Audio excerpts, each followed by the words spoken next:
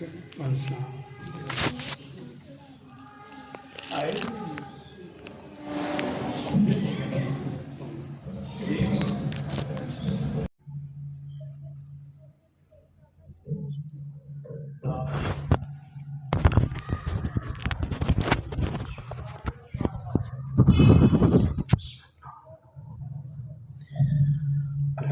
للہ رب العالمین والعاقبۃ للمتقین والصلاة والسلام علی سید الانبیاء والمرسلین وعلی آلہ الطیبین الطاہرین وازواج امہات المؤمنین اما بعد فاعوذ باللہ من الشیطان الرجیم بسم اللہ الرحمن الرحیم ولا تحسبن الذین قتلوا فی سبیل اللہ امواتا بل احیاء عند ربهم یرزقون آمنت باللہ صدق اللہ العظیم وبلغنا رسوله النبی الکریم الامین الرؤوف الرحیم مولاي صل وسلم دائما ابدا ابدا ابدا على حبيبك خير الخلق كلهم قالوا سبحانك لا علم لنا إلا ما علمتنا إنك أنت العليم الحكيم إن الله وملائكته يصلون على النبي يا أيها الذين آمنوا صلوا عليه وسلموا تسليما الصلاۃ والسلام علیک یا سیدی یا رسول اللہ وعلی آلک واصحابک یا سیدی یا حبیب اللہ اللہم صل علی سیدنا محمد وعلی آل سیدنا محمد کما صلیت علی ابراہیم وعلى آل ابراہیم انک حمید مجید۔ اللہ رب العزت کی حمد و ثنا اور حضور آقا کائنات نبی مکرم شفیع معظم پیغمبر محتشم احمد مصطفیٰ حبیب کبریا جناب حضرت محمد مصطفیٰ صلی اللہ علیہ وسلم کی بارگاہ میں درود و سلام عرض کرنے کے بعد آج ہم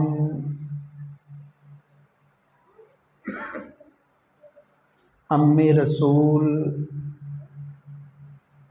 اسد اللہ و اسد رسولہ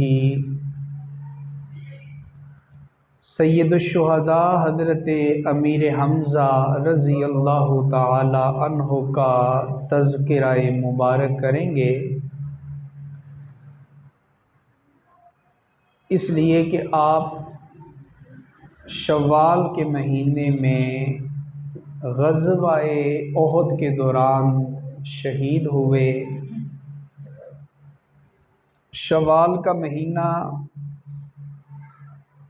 جاری ہے تو اسی مناسبت سے چند گھڑیاں آپ کا ذکر خیر کر کے ہم اپنے ایمان کو تازہ کرنے کی کوشش کریں گے۔ اللہ رب العزت اپنی برکات شامل حال فرمائے۔ حضرت سیدنا امیر حمزہ رضی اللہ تعالی عنہ آپ کی سب سے بڑی فضیلت یہ ہے کہ آپ صحابی رسول ہونے کا اعزاز اور شرف رکھتے ہیں، اور صحابی ہونا کتنی بڑی سعادت ہے، کتنا بڑا مقام ہے کہ دنیا کے سارے علماء، اولیاء، غوث، قطب، ابدال مل جائیں تو سارے کے سارے مل کر بھی ایک صحابی کے مقام کی برابری نہیں کر سکتے۔ اس کی وجہ یہ نہیں ہے کہ صحابہ کرام کی نمازوں کی وجہ سے انہیں یہ مقام ملا، اگرچہ ان کی نمازیں، عبادات سب امت سے بڑھ کر ہے، مگر صحابی کو یہ جو شرف اور اعزاز ملا ہے کہ صحابی باقی امت میں سب سے اعلیٰ مقام پہ ہوتا ہے، تو یہ اعزاز صحابہ کو ان کی نمازوں کی وجہ سے نہیں ملا، نہ زکوٰۃ کی وجہ سے ملا، نہ صدقہ و خیرات کی وجہ سے ملا۔ صحابہ کو کل امت سے افضل ہونے کا اعزاز اس لیے ملا ہے کہ صحابہ نے حالت ایمان میں چہرہ رسول کی زیارت کر رکھی۔ صحابی وہ ہوتا ہے کہ جس نے نبی پاک صلی اللہ علیہ وسلم کو دیکھ کے کلمہ پڑھا ہو، ساری زندگی پھر وہ دین اسلام پہ قائم رہا ہو، حتیٰ کہ اس کا خاتمہ بھی دین اسلام پہ ہوا ہو، تو ہم اسے کہتے ہیں صحابی۔ اور صحابی کے مقام و مرتبے کی برابری باقی امت میں کوئی کر نہیں سکتا۔ تو حضرت حمزہ رضی اللہ تعالی عنہ کا جو سب سے بڑا اعزاز ہے وہ کیا ہے کہ اللہ تعالیٰ نے آپ کو شرف صحابیت سے مشرف فرمایا تھا۔ حضرت حمزہ کا نبی پاک صلی اللہ علیہ وسلم سے کیا رشتہ تھا؟ دو قریبی رشتے ہیں حضور کو حضرت حمزہ کے ساتھ۔ پہلی نسبت، پہلا رشتہ اور پہلا تعلق تو یہ ہے کہ حضرت حمزہ نبی پاک صلی اللہ علیہ وسلم کے سگے چچا لگتے ہیں۔ حضور کے والد محترم حضرت عبداللہ اور حضرت حمزہ رضی اللہ تعالی عنہ یہ سگے بھائی ہیں، سگے بھائی ہیں تو سگے چچا لگتے ہیں۔ اور دوسری نسبت حضرت حمزہ کو یہ حاصل ہے کہ حضرت حمزہ رضی اللہ تعالی عنہ نبی پاک صلی اللہ علیہ وسلم کے رضائی بھائی بھی لگتے ہیں۔ یہ جو رضاعت کا رشتہ ہے یہ ہمارے اس معاشرے میں بہت کم ہے، مگر عرب کے ماحول میں یہ بڑا عام تھا کہ عورت کوئی ہے مگر کسی کے بچے کو دودھ پلا رہی ہے، تو جب دودھ پلائے گی تو یہ مسئلہ رضاعت ثابت ہو جائے گا، یہ دونوں آپس میں رضائی بیٹا اور رضائی ماں بن جائیں گے، اور جس نے اس عورت کا دودھ پیا ہوگا وہ سارے کے سارے آپس میں رضائی بہن بھائی بن جائیں گے۔ تو ابو لہب کی لونڈی سویبہ جس کا نام تھا، اس نے حضرت حمزہ رضی اللہ تعالی عنہ کو بھی دودھ پلایا تھا، اور نبی پاک صلی اللہ علیہ وآلہ وسلم کی جب ولادت ہوتی ہے تو یہی ابو لہب کی لونڈی سویبہ نبی پاک کو بھی دودھ پلاتی ہے۔ تو یوں حضرت حمزہ اور نبی پاک صلی اللہ علیہ وسلم دوسرے رشتے میں، دوسری نسبت میں آپس میں دونوں کیا لگتے ہیں؟ رضائی بھائی لگتے ہیں۔ اور تیسری نسبت وہ یہ ہے کہ نبی پاک صلی اللہ علیہ وسلم کی بڑی گہری دوستی تھی حضرت حمزہ سے، عمر میں زیادہ فرق نہیں تھا، حضرت حمزہ کی ولادت 2 سال پہلے ہوئی تھی اور نبی پاک صلی اللہ علیہ وسلم اس دنیا میں 2 سال بعد تشریف لائے، یعنی چچا اور بھتیجا میں جو بظاہر عمر کا فرق ہے وہ کتنے سال ہے؟ 2 سال ہے، اور یہ کوئی فرق نہیں ہوتا۔ تو بچپن سے دونوں کی آپس میں گہری دوستی ہے، ایک دوسرے کے مزاج کو سمجھتے ہیں، ایک دوسرے کے اخلاق کو سمجھتے ہیں، ایک دوسرے کے راز و نیاز کو سمجھتے ہیں۔ اب حضرت حمزہ رضی اللہ تعالی عنہ ان خوش نصیب صحابہ میں شامل ہیں، ان خوش نصیب صحابہ میں کہ جن کو اللہ تعالی نے دعوت اسلام کے آغاز میں ہی کلمہ پڑھنے کی توفیق عطا فرما دی، اور 11ویں سپارے کے اندر اللہ تعالیٰ نے فضیلت بیان کی ہے ان صحابہ کی جنہوں نے پہلے کلمہ پڑھا تھا۔ رب ذوالجلال نے فرمایا پہلا رکوع 11ویں سپارے کا، بلکہ دوسرا رکوع، پہلا رکوع ختم ہو رہا ہے، دوسرے رکوع کا آغاز ہو رہا ہے۔ فرمایا والسابقون الاولون من المہاجرین والانصار والذین اتبعوہم بإحسان رضی اللہ عنہم ورضوا عنہ۔ اس کا ترجمہ سنیے گا، رب ذوالجلال نے ارشاد فرمایا انصار اور مہاجرین میں سے جنہوں نے پہلے کلمہ پڑھ لیا اور جنہوں نے اسلام لینے میں سبقت لے لی، اور بعد میں جنہوں نے ان کلمہ پڑھنے والوں کی اتباع کی، فرمایا رضی اللہ عنہم ورضوا عنہ، جو پہلے کلمہ پڑھ گئے، جو اسلام میں سبقت لے گئے، فرمایا اے دنیا والو غور سے سنو، ان کا ایمان اتنی اعلیٰ درجے کا ہے کہ رب ان سے راضی ہو چکا ہے اور یہ اپنے رب کی عطاؤں سے راضی ہو چکے ہیں۔ انہوں نے عبادت کر کے رب کو راضی کر دیا ہے، اور رب نے انہیں جنت عطا کر کے ان کو اپنی رضا عطا فرما دی۔ تو حضرت حمزہ رضی اللہ تعالی عنہ کا شمار ان خوش نصیب صحابہ میں ہے جنہوں نے اسلام لینے میں سبقت حاصل کر لی، پہلے جنہوں نے کلمہ پڑھا۔ اور آپ کے کلمہ پڑھنے کا بھی ایک بڑا اتفاق ایسا ہوا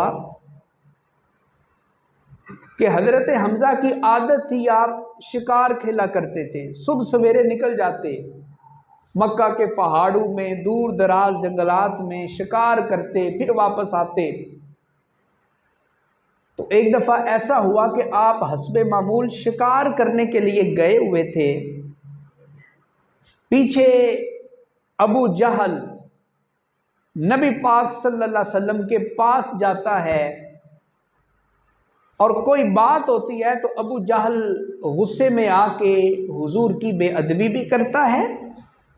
گستاخی بھی کرتا ہے، اور ایک روایت کے مطابق کوئی چیز حضور کے سر انور پہ مارتا ہے جس سے حضور کے سر مبارک کے اوپر زخم آ جاتا ہے۔ لیکن حضور علیہ الصلاۃ والتسلیم کی جو طبیعت مبارکہ ہے، کیسی ٹھنڈی طبیعت ہے اور کیسی اخلاق والی طبیعت ہے، اور کیسا خوبصورت مزاج ہے کہ نبی پاک صلی اللہ علیہ وسلم نے کچھ بھی نہیں کہا ابو جہل کو، اور نہ کسی کو بتایا، چونکہ حضور کی جو برادری تھی وہ بھی مکے کی ایک اہم برادری تھی، کوئی عام نہیں تھی۔ حضور اگر بتاتے جا کے تو بات آگے نکل سکتی تھی، لڑائی جھگڑا ہو سکتا تھا، لیکن نبی پاک صلی اللہ علیہ وسلم نے برداشت کیا، کسی کو نہیں بتایا۔ مگر وہاں ایک خاتون یہ منظر دیکھ رہی تھی، اس نے آ کے حضرت صفیہ کو بتا دیا، جو کہ حضرت امیر حمزہ کی بہن ہے اور نبی پاک صلی اللہ علیہ وسلم کی پھوپھی ہے۔ اب جب حضرت امیر حمزہ گھر آئے شکار کھیلنے کے بعد، تو بہن کہتی ہے اے حمزہ، تو اپنے آپ کو بڑا دلیر سمجھتا ہے، بڑا شکاری سمجھتا ہے، بڑا پہلوان سمجھتا ہے، اور تجھے اتنا پتہ ہی نہیں کہ تیرے پیچھے ابو جہل تیرے بھتیجے اور تیرے دوست کے ساتھ کیسا عجیب رویہ رکھ رہا ہے۔ تو بڑا پہلوان سمجھتا ہے اپنے آپ کو، ذرا دیکھ جا کے تیرے بھتیجے کی حالت اس نے کیا کی ہے۔ اب حضرت امیر حمزہ ہاشمی خون ہے، عرب کے جوان ہیں اور مکہ کے بہادر ترین لوگوں میں شامل ہوتے ہیں، غصے میں ابو جہل کو تلاش کرنے کے لیے نکل پڑتے ہیں۔ خانہ کعبہ شریف پہنچتے ہیں تو کیا دیکھتے ہیں کہ ایک کونے میں ابو جہل اپنے دوستوں کے ساتھ بیٹھ کے ہنسی مذاق کر رہا ہے۔ آپ اس کے پاس گئے، کوئی بات نہیں کی اور اپنی کمان ابو جہل کے سر پہ ماری، سر پھاڑ دیا، خون نکلنے لگا، اور کہا کہ اے ابو جہل تو کیا سمجھتا ہے کہ میرے مرحوم بھائی عبداللہ کا بیٹا محمد صلی اللہ علیہ وسلم وہ اکیلا ہے یہاں، اس کا کوئی مالی وارث نہیں ہے، اس کے پیچھے کوئی نہیں ہے، خبردار آج کے بعد تو نے ٹیڑھی آنکھ اٹھا کے بھی دیکھا ورنہ اس سے زیادہ تمہیں میں سزا دوں گا۔ ابو جہل کے اوپر اتنی ہیبت طاری ہوئی وہ کوئی لفظ نہ کہہ سکا، اور انتقام لینے کے بعد حضرت امیر حمزہ خوشی خوشی چلتے ہیں، بارگاہ رسالت میں حاضر ہوتے ہیں، اور بارگاہ رسالت میں جب حاضر ہوئے خوش ہیں کہ میں نے بدلہ لے لیا۔ اب ذرا توجہ رکھیے گا، جا کر کے کہتے ہیں کہ اے میرے بھتیجے تم خوش ہو، میں نے ابو جہل سے تمہارا بدلہ لے لیا ہے، میں نے تمہارا انتقام لے لیا ہے، اب تم خوش ہو مجھ سے۔ اللہ اکبر، اللہ نے حضور کو کتنا اعلیٰ اخلاق دیا تھا، اور حضور علیہ السلام کے ذہن میں جو چیز تھی وہ کتنی جو ہے وہ دین اسلام کے حوالہ سے تھی۔ نبی پاک کا جواب سنیے گا، حضور نے کیا کہا؟ حضور نے کہا اے حمزہ میں اللہ کا پیغمبر ہوں، میں اللہ کا نبی ہوں، میں بدلہ لینے سے خوش نہیں ہوتا، میں انتقام لینے سے خوش نہیں ہوتا۔ اچھا پھر آپ بتائیں آپ کیسے خوش ہوتے ہیں؟ میں آپ کو خوش کرنا چاہتا ہوں۔ حضور نے کہا اے میرے چچا حمزہ میں اس وقت خوش ہوں گا جب تو بھی کلمہ شہادت پڑھ کے میرے غلاموں میں اپنا نام لکھلوا لے گا، میں اس وقت خوش ہوں گا۔ اور پھر اسی وقت اللہ تعالیٰ نے کرم کر دیا، رحمت کر دی، حضرت امیر حمزہ کا سینہ دین اسلام کے لیے کشادہ فرما دیا۔ آپ اسی وقت پڑھتے ہیں اشہد اللہ الہ الا اللہ وحدہ لا شریک لہ واشہد ان محمدا عبدہ ورسولہ، کلمہ پڑھ کے دین اسلام میں داخل ہو جاتے ہیں۔ اور یہاں ایک جملہ میں نے پڑھا، آپ بھی سن لیں اور اس کا لطف لینے کی کوشش کیجئے گا۔ لکھنے والے نے حضرت امیر حمزہ کا یہ واقعہ لکھا قبول اسلام کا، اور آخر میں اس نے تبصرہ کیا کیا؟ وہ کہتا ہے کہ حضرت امیر حمزہ نبی پاک صلی اللہ علیہ وسلم کی محبت میں ابو جہل کا سر پھاڑ کے آئے تھے، حضور کی محبت میں، نبی پاک کی غیرت اپنے سینے میں رکھتے ہوئے، اور بدلے میں اللہ تعالیٰ نے دین اسلام کی دولت عطا فرما دی۔ پتہ چلا کہ جو امتی بھی محبت رسول لے کر کسی مشن کے لیے نکلتا ہے یا غیرت ایمانی لے کر نکلتا ہے، اللہ تعالیٰ اسے حضور کی محبت سے مالا مال فرما دیتا ہے، اللہ تعالیٰ پھر اسے محروم نہیں رکھتا ہے۔ دیکھیں حضرت امیر حمزہ نے بدلہ لیا، اللہ تعالیٰ نے انعام کے طور پہ حضرت امیر حمزہ کو کلمہ شہادت پڑھنے کی توفیق عطا فرما دی۔ میں نے عرض کیا کہ حضرت امیر حمزہ نے کلمہ پڑھا، تو کلمہ پڑھنے والوں میں آپ پہلے نمبر کے اوپر ہیں، یعنی پہلے کلمہ پڑھنے والوں میں ہیں، اور جب آپ نے کلمہ پڑھا تو 39 کا عدد پورا ہو گیا۔ آپ سے پہلے جتنے لوگ مسلمان ہوئے تھے ان کی تعداد کتنی تھی؟ 38 تعداد تھی۔ آپ نے کلمہ پڑھا تو تعداد کتنی ہو گئی؟ 39۔ اب اللہ رب العزت نے کرم مزید فرمایا، 39वें नंबर पे حضرت امیر حمزہ نے کلمہ پڑھا ہے، اور 40ویں نمبر کے اوپر اللہ تعالیٰ نے حضرت فاروق اعظم کو کلمہ پڑھنے کی توفیق عطا فرما دی ہے۔ اور جب ان دو ہستیوں نے کلمہ پڑھ لیا تو چونکہ ان دونوں کا بڑا رعب تھا، مکہ میں بڑی ہیبت تھی، ایک نام تھا، جرت میں، شجاعت میں، پہلوانی میں، خاندانی وجاہت تھی،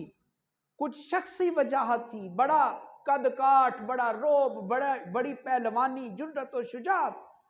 جب حضرت امیر حمزہ نے کلمہ پڑھا، مکے والوں کو پتہ چلا تو وہ پریشان ہو کے بیٹھ گئے کہ اب ہمارا کیا بنے گا۔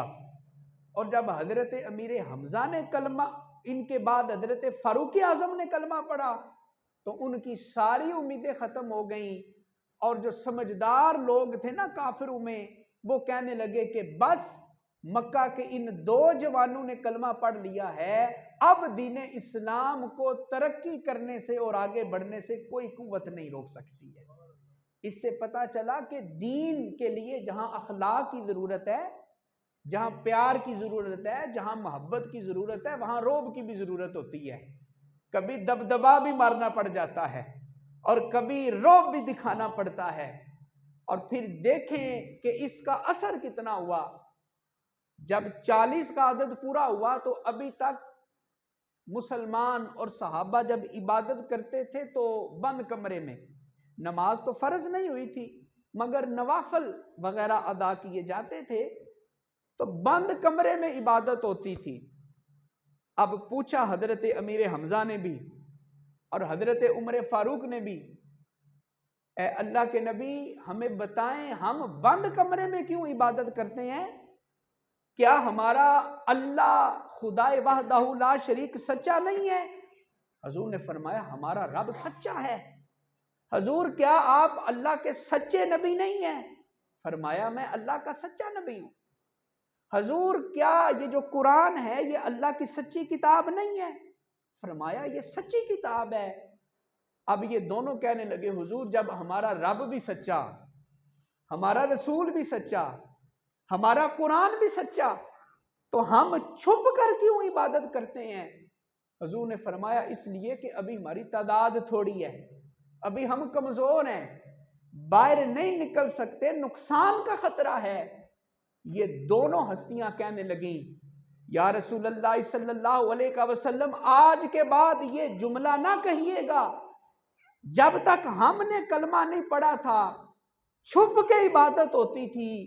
آج ہم نے کلمہ پڑھا ہے، آج چھپ کر نہیں، ہم علل اعلان خانہ کعبہ کے اندر جا کے رب کی عبادت کریں گے۔ اور پھر اس وقت 40 لوگوں کی ایک لائن بنتی ہے، آگے نبی پاک ہیں اور ان کے پیچھے حضرت فاروق اعظم ننگی تلوار لے کے کھڑے ہیں، اور پیچھے حضرت امیر حمزہ ننگی تلوار لے کے کھڑے ہیں، اور یہ دونوں ہستیاں باہر نکل کر ایک نعرہ بلند کرتی ہیں اور کہتی ہیں اے مکے والو تم نے بڑا ستا لیا ہمارے نبی کو، تم نے بڑا تنگ کر لیا ہمارے مسلمان بھائیوں کو، خبردار آج کے بعد جس نے جرت کی، اور اے مکے والو ہم نکلنے لگے ہیں عبادت کے لیے، کون ہے تم میں جو ہمارا رستہ روکے؟ کون ہے تم میں جو اپنے آپ کو قتل کروانا چاہتا ہے؟ ذرا آئے نہ ہمارا رستہ تو روک کے دیکھے۔ کون ہے تم میں جو اپنی بیویوں کو بیوہ کرانا چاہتا ہے؟ آئے ہمارا رستہ روکے۔ کون ہے جو اپنے بچوں کو یتیم کرانا چاہتا ہے؟ آگے ہمارا رستہ روکے۔ جب حضرت فاروق اعظم کی تلوار لہرائی ہے، حضرت امیر حمزہ کی تلوار لہرائی ہے، کسی میں جرت نہیں ہو سکی، اور نبی پاک صلی اللہ علیہ وسلم اور ان دونوں ہستیوں کی قیادت میں سب سے پہلے صحابہ نے علل اعلان خانہ کعبہ شریف کے اندر جا کے رب کی عبادت عطا فرمائی ہے، اور اس وقت صحابہ نے سب سے پہلے نعرہ تکبیر بھی بلند فرمایا۔ آپ بھی کر دیں نعرہ تکبیر، نعرہ رسالت، نعرہ حیدری، عظمت و شان مصطفیٰ۔ حضرت زندہ باد۔ حضرت سیدنا امیر حمزہ رضی اللہ تعالی عنہ کے قبول اسلام کے بعد دین اسلام کو بڑی تقویت ملی، بڑی ہمت ملی، بڑی سپورٹ ملی،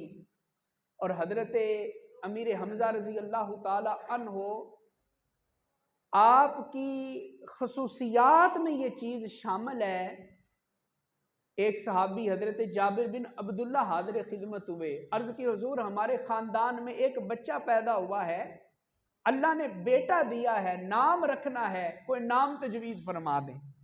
نام رکھنا ہے، کوئی نام تجویز فرما دیں۔ حضور نے فرمایا مجھے جو نام محبوب ہے نا، ان میں سے ایک محبوب نام مجھے میرے چچا حمزہ کا بھی محبوب ہے، جاؤ اپنے اس بچے کا نام جا کے حمزہ رکھ دو، حمزہ نام رکھ دو۔ یعنی آپ غور کریں کہ حضرت امیر حمزہ کی شخصیت سے بھی نبی پاک پیار کیا کرتے تھے، اور حضرت امیر حمزہ کے نام سے بھی نبی پاک پیار فرمایا کرتے تھے، اتنی محبت ہے۔ حضرت امیر حمزہ رضی اللہ تعالی عنہ بدر کی لڑائی میں آپ نے بڑی جرت اور بڑی بہادری دکھائی ہے، اور 10 کے قریب کافروں کو حضرت امیر حمزہ نے اکیلے اپنی تلوار سے واصل جہنم کیا ہے، اکیلے۔ اور جب احد کی لڑائی ہوئی شوال کے مہینے میں، تو اس لڑائی کے اندر بھی حضرت امیر حمزہ رضی اللہ تعالی عنہ نے اپنی تلوار کے جوہر دکھائے ہیں، اور اکیلے اپنی تلوار کے ساتھ حضرت حمزہ نے 27 کافروں کو واصل جہنم کیا ہے۔ کتنے کافروں کو بولیں؟ 27 کا، اتنے بہادر آدمی ہیں۔ اور یہ جو احد کی لڑائی ہوئی، اس لڑائی میں مکے والوں کی تعداد تھی 3000، اور صحابہ کی تعداد ہے صرف 700۔ غور کیجئے گا، ادھر 3000 اور ادھر کتنے ہیں؟ صرف 700۔ ادھر ہر فوجی کے پاس اسلحہ ہے، سواری ہے، تیر ہیں، نیزے ہیں، اور جو نبی پاک کے صحابہ ہیں آپ کے پاس دنیاوی اسلحہ تو نہیں ہے، مگر ایک ایسا اسلحہ ہے جن کے اوپر صحابہ کو ناز تھا۔ صحابہ کو اپنی تیروں اور تلواروں کے اوپر ناز نہیں تھا، صحابہ کو نبی پاک کی محبت کے اوپر بڑا اعتماد تھا، اور اسی محبت کے بل بوتے کے اوپر صحابہ میدان میں آئے تھے۔ صبح لڑائی ہونی تھی، ایک دن پہلے نبی پاک کے 2 صحابہ، ایک کا نام ہے حضرت سعد بن نبی وقاص رضی اللہ تعالیٰ عنہ، اور ایک کا نام ہے حضرت عبداللہ بن جہش رضی اللہ تعالیٰ عنہ۔ یہ دونوں آپس میں دوست تھے، رات کے وقت بیٹھے ہوئے ہیں، صبح لڑائی ہونی ہے، غزوہ احد اگلے دن لڑی جانی ہے، رات یہ اکٹھے بیٹھے ہوئے ہیں۔ اب حضرت عبداللہ کہتے ہیں کہ اے سعد، صبح ہماری جنگ ہے، کافروں کے ساتھ لڑائی ہے، پتہ نہیں کیا بنتا ہے، میرا دل کرتا ہے کہ میں دعا مانگوں، تم میری دعا پہ آمین کہنا، اور پھر تم دعا مانگنا، میں تمہاری دعا کے اوپر آمین کہوں گا۔ اب دونوں صحابہ نے دعائیں مانگی ہیں، اللہ اکبر۔ اور یہ دعائیں کون سی مانگی ہیں صحابہ نے؟ یہ نہیں ہماری طرح کہ گاڑی مل جائے، اچھی نوکری مل جائے، اولاد زیادہ ہو جائے، مال زیادہ ہو جائے، دولت زیادہ ہو جائے، اس طرح کی دعائیں نہیں۔ ذرا سنیں صحابہ کی تربیت نبی پاک نے کیسی کی ہے۔ حضرت سعد بن نبی وقاص نے دعا مانگی، اے باری تعالیٰ، کل میدان احد میں جب لڑائی ہو تو میرا مقابلہ کسی عام سپاہی سے نہ ہو، بڑے دلیر سپاہی کے ساتھ ہو، میں اس کے ساتھ لڑوں، وہ میرے ساتھ لڑے، میں اس کے اوپر تلوار اٹھاؤں، وہ میرے اوپر تلوار اٹھائے، کبھی میں اسے گرا دوں، کبھی وہ مجھے گرا دے، بالآخر میں اپنی تلوار سے اس کا سر کاٹ دوں۔ اللہ، میں دعا مانگتا ہوں کل احد کی لڑائی میں مجھے غازی بننے کا اعزاز عطا فرما دے۔ یہ دعا مانگی حضرت سعد بن نبی وقاص نے، حضرت عبداللہ نے آمین کہا۔ اب کہا سعد نے، اے عبداللہ تو بھی دعا مانگنا۔ اب سنیں حضرت عبداللہ بن جہش کی دعا، اللہ اکبر۔ ایسی دعا نہ اس سے پہلے کسی نے مانگی، نہ اس کے بعد کوئی دعا مانگے گا۔ میں یہ عرض کرتا ہوں آپ کے سامنے، آپ ذرا دعا کے اندر جو اثر ہے اور جو تاثیر ہے اور حضرت عبداللہ کے اندر جو جذبات مچل رہے ہیں، ذرا ان کو محسوس کرنے کی کوشش کیجئے گا۔ حضرت عبداللہ دعا مانگتے ہیں، اے باری تعالیٰ، کل جب میں میدان میں جاؤں تو میرا مقابلہ بھی کسی تگڑے سپاہی کے ساتھ ہو، اور پھر میں اپنی تلوار اس کے اوپر چلاؤں، وہ بھی اپنی تلوار میرے اوپر چلائے، میں بھی اس کے اوپر اپنے ہنر آزماؤں، جنگی ہنر، وہ بھی میرے اوپر اپنے ہنر آزمائے، کبھی میں اسے نیچے گرا دوں، کبھی وہ مجھے نیچے گرا دے، کبھی میں غالب آ جاؤں، کبھی وہ غالب آ جائے، اور اے باری تعالیٰ بالآخر ایسا ہو کہ میرا دشمن میرے اوپر بیٹھ کر میرا سر میرے تن سے جدا کر دے۔ اے باری تعالیٰ، میں تیری راہ میں کل شہید ہونا چاہتا ہوں، میں شہید ہونا چاہتا ہوں، میں زندہ گھر نہیں جانا چاہتا، میں زندہ بیوی بچوں کے پاس نہیں جانا چاہتا، میں شہید ہونا چاہتا ہوں۔ صرف یہی نہیں، آگے سنیں، اے باری تعالیٰ میں یہ بھی دعا کرتا ہوں کہ میرا دشمن جب مجھے ختم کر دے، پھر وہ میرے کان کاٹ دے، پھر وہ میری ناک کاٹ دے، پھر وہ میری آنکھیں نکال دے، پھر وہ میرے ہونٹ کاٹ دے، حتیٰ کہ مجھے اسی حالت میں دفن کر دیا جائے۔ اور اے باری تعالیٰ میں یہ بھی دعا مانگتا ہوں کہ کل قیامت کے دن جب سارے اپنی اپنی قبروں کے ساتھ اٹھ کے آئیں گے، مولا میں بھی اسی حالت میں اٹھ کے تیری بارگاہ میں آ جاؤں گا، اور باری تعالیٰ تو مجھ سے پوچھے گا، اے عبداللہ تیرے کان کدھر گئے، تیری ناک کدھر گئی، تیری آنکھیں کدھر گئیں، تیرے ہونٹ کدھر گئے؟ تو میں عرض کروں گا، اے باری تعالیٰ میری آنکھیں تھیں مگر میں نے دنیا میں تیرے رستے میں ان کو قربان کر دیا، میرے کان تھے میں نے قربان کر دیا، میرے ہونٹ تھے میں نے انہیں قربان کر دیا۔ حضرت عبداللہ نے یہ دعا مانگی، حضرت سعد نے آمین کہا۔ کل جب لڑائی شروع ہوئی،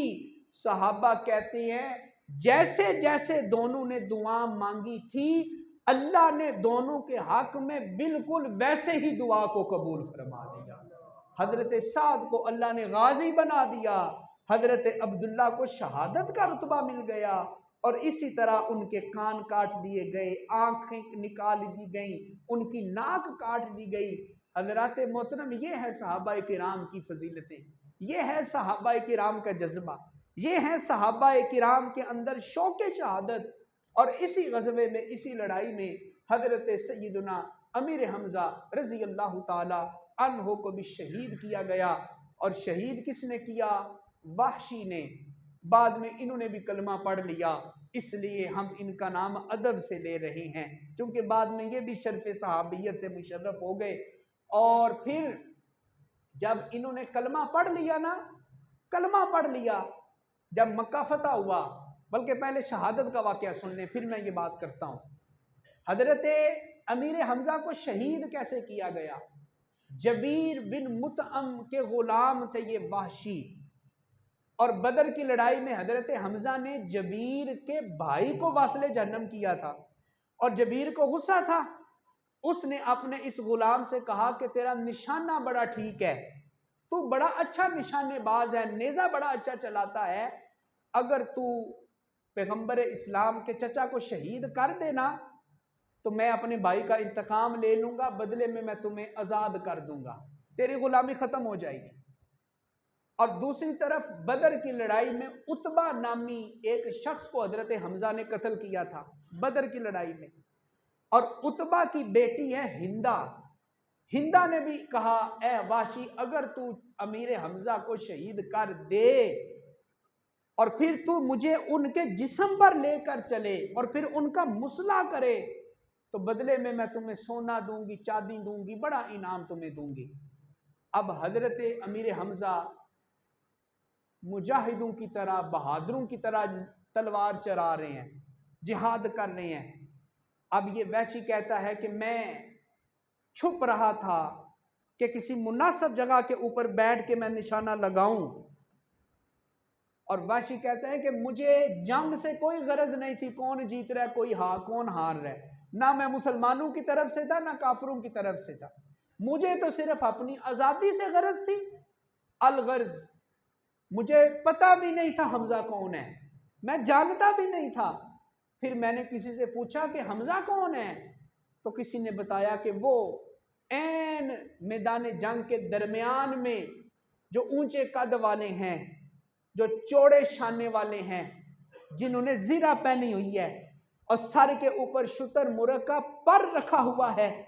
جو دیوانہ وار لڑائی کر رہے ہیں، وہی نبی پاک کے چچا ہیں، وہی حضرت امیر حمزہ ہے۔ اب یہ وحشی کہتے ہیں کہ میں موقع کی تلاش میں تھا، اور پھر مجھے موقع کیسے ملا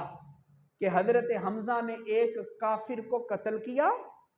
اور جنگی اصولوں کے مطابق جو جس کو مار دے اس کا اسلحہ جو ہے وہ اس مارنے والے کو ملتا ہے۔ جب اس کافر کو مارا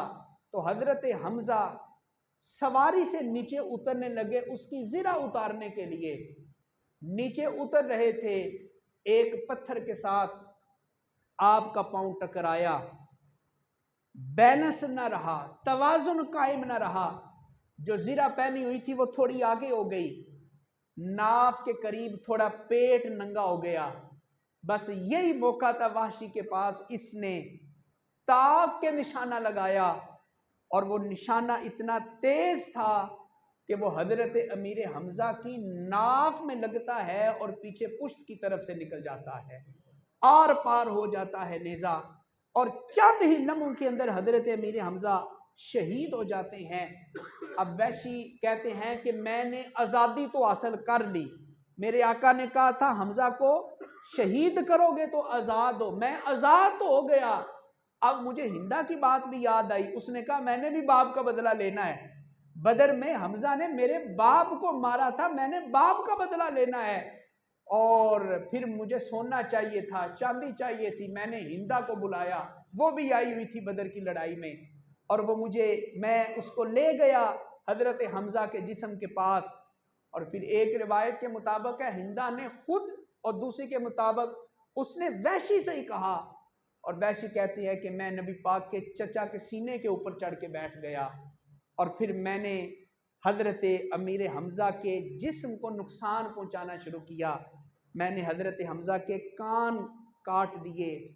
آنکھیں نکال دی، ناک کاٹ دی، ہونٹ کاٹ دیے۔ ہندا کو ابھی بھی سکون نہیں آیا، اس نے کہا کہ ان کا کلیجہ چاک کرو، سینہ چاک کرو۔ میں نے حضرت حمزہ کا سینہ بھی چاک کر دیا، اس نے اندر سے کلیجہ نکالا اور اسے کچا چبانے کی کوشش کی، مگر چبا نہ سکی، باہر نکل دیا، اور پھر حضرت امیر حمزہ کے کٹے ہوئے اعضاء کے ساتھ اس نے ہار بنا لیا، اس نے وہ ہار ہاتھوں میں بھی پہنا، گلے میں بھی پہنا، اور وہ خوش تھی آج میں نے باپ کے قتل کا بدلہ لے لیا۔ اب جب احد کی لڑائی ختم ہوتی ہے، نبی پاک صلی اللہ علیہ وسلم کو حضرت حمزہ کے جسم کے پاس لے جایا جاتا ہے، اور نبی پاک حضرت حمزہ کا جسم مبارک دے کر اتنے غمگین ہوتے ہیں، اتنے غمگین ہوتے ہیں، صحابہ کہتے ہیں کہ ہم نے زندگی میں کبھی حضور کو اتنا روتے ہوئے نہیں دیکھا جتنا حضور اپنے شہید چچا امیر حمزہ کے جسم کو دیکھ کر روئے تھے، اتنا کبھی ہم نے روتے ہوئے نہیں دیکھا نبی پاک کو۔ اور پھر حضور علیہ السلام نے حضرت امیر حمزہ کی نماز جنازہ ادا کی، اور حضرت حمزہ واحد ایسے صحابی ہیں اس دنیا میں، نہ پہلی امتوں میں کسی کو یہ اعزاز ملا، نہ بعد میں، بہت مشکل ہے کسی کو یہ اعزاز ملے، اور وہ اعزاز کیا تھا؟ احد کی لڑائی میں حضرت امیر حمزہ شہید ہوتے ہیں، نبی پاک صلی اللہ علیہ وسلم 70 دفعہ اپنے چچا کا نماز جنازہ ادا فرماتے ہیں، 70 دفعہ نماز جنازہ ادا فرماتے ہیں، اور پھر حضرت حمزہ کو نبی پاک بڑا یاد کیا کرتے تھے، بڑا یاد کرتے تھے۔ جب مکہ فتح ہوا تو یہ جو وحشی جنہوں نے یہ سارا معاملہ کیا تھا، یہ چھپ کے طائف چلے گئے مکہ سے، جب طائف مسلمانوں نے فتح کر لیا پھر یہ وہاں سے شام جانے لگے، تو کسی نے کہا کہ اے وحشی تجھے دنیا کے کسی کونے میں سکون نہیں ملے گا، تمہیں سکون ملے گا تو محمد عربی کے قدموں میں تمہیں سکون ملے گا، جا ان کے پاس چلا جا، وہ بدلہ نہیں لیتے، وہ انتقام نہیں لیتے، جا ان کے پاس چلا جا۔ اور جب یہ وحشی نبی پاک کی بارگاہ میں آئے، صحابہ نے تلواریں نکال لی کہ نبی پاک کے چچا کو شہید کرنے والا آ گیا۔ تو سنیں اللہ کے پیغمبر کے لفظ، اور پھر ذرا ہم اپنی لڑائیوں کو دیکھیں جو ہم بدلہ لینے کی اور انتقام لینے کے لیے ہم کئی سال تھانے کچہری میں ضائع کر دیتے ہیں۔ سنیں نبی پاک کا فرمان، صحابہ نے تلواریں نکال لی، حضور نے فرمایا تلواریں نیام میں ڈال لو، اگرچہ اس نے میرے محبوب چچا کو شہید کیا ہے، مگر میرے نزدیک ایک کافر کا مسلمان ہو جانا 1000 کافروں کو مارنے سے کہیں بہتر درجہ رکھتا ہے۔ اگر یہ کلمہ پڑھ لے تو مجھے اس کا کلمہ پڑھنا قبول ہے۔ نبی پاک نے ان کو کلمہ پڑھایا، مسلمان کیا، مگر کہا میرے سامنے نہ آنا،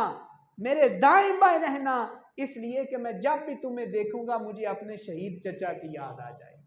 شہید چچا کی یاد آ جائے گی۔ اور نبی پاک بڑے غمگین رہتے تھے اپنے چچا کو یاد کر کے۔ اللہ نے حضرت جبریل کو بھیجا اور یہ آیت اتری، لا تحسبن الذین قتلوا فی سبیل اللہ امواتا، جو اللہ کی راہ میں شہید کر دیے جائے انہیں مردہ نہ کہا کرو، انہیں مردہ نہ کہا، بل احیاء، بلکہ وہ زندہ ہیں، بلکہ صرف زندہ ہی نہیں، اللہ تو انہیں قبروں میں رزق بھی عطا فرماتا ہے۔ جب امتی کی یہ شان ہے قبر میں رزق ملتا ہے، تو سنو رب نے اپنے حبیب کو گنبد خضرا میں کتنی شانیں عطا فرمائی ہیں۔ امتی کی یہ شان ہے تو امام کی شان کیا ہوگی۔ یہ آیت اتری اور جبریل رب کی طرف سے یہ پیغام لے کر آئے اور کہا اے حبیب ذرا اپنا سر اٹھائیں اور عرش کے اوپر اور آسمانوں کے اوپر دیکھیں، ہم نے وہاں پہ لکھ دیا ہے کہ حمزہ اللہ کا بھی شعر ہے اور اللہ کے رسول کا بھی شعر ہے۔ عرش کے اوپر لکھ دیا گیا، آسمانوں پہ لکھ دیا گیا۔ شوال کے مہینے میں حضرت امیر حمزہ کی شہادت ہوئی، اس لیے چند باتیں جو ہیں وہ میں نے آپ کی خدمت میں عرض کی۔ مجھے کسی اہل محبت نے کہا جب مکہ شریف جاؤ تو مکہ شریف کی میزبانی حضرت سیدہ خدیجہ الکبریٰ رضی اللہ تعالیٰ عنہ کے پاس ہے، جنت المعلا میں آپ کا مزار مبارک ہے، اور مدینہ شریف جاؤ تو مسجد نبوی میں حاضری دینے سے پہلے